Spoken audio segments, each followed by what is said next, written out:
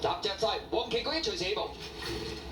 好，你一起步嘅時候啊，前面快閘嘅馬，中間有美麗第一啊，外邊嘅氣勢咧，最出咧就係嘉應高升啊，走咗上去㗎啦。跟住個第四位係好有心得啊，內欄第5有舉步生風啦，第6位紫色衫係驕陽明區啊，後邊嗰4匹馬金鑽貴人啦，內欄尾3、6、3係精算暴雪啊，後邊2匹馬分別係開心寶寶啦，暫時殿後，幸運有利嚟㗎。咁啊，轉緊香港體育圈灣啦，放頭嘅馬係美麗第一啊，嘉應高升已經咬住第2啦，氣勢第3位內欄第4舉步生風，第5位仲係好有心得啊，中間第6係驕陽明區啊，埋邊6、3大1尾4到啦，有精算暴雪，後邊3匹馬金鑽貴人、開心寶寶暫時殿後，係幸運有利嚟㗎。好啦，正將直路啦，前面透出嘅馬已經係嘉應高升，逼咗2下已經彈咗隻正腳出嚟㗎啦，後邊嘅馬舉步生風，中間上緊嚟，中間有氣勢，後多層嘅馬出邊金鑽貴人追嗰啲，馬林入邊咗精算暴雪，大外檔係幸運有利，最後100米到啦，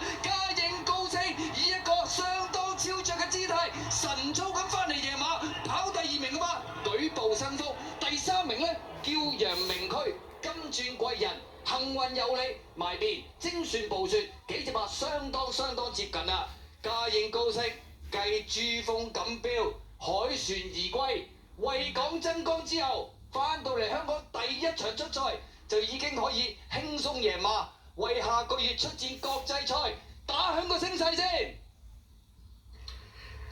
俾啲掌聲，嘉應高升行過嘅姿態，輕鬆彈得對手贏馬，15連勝啦噃！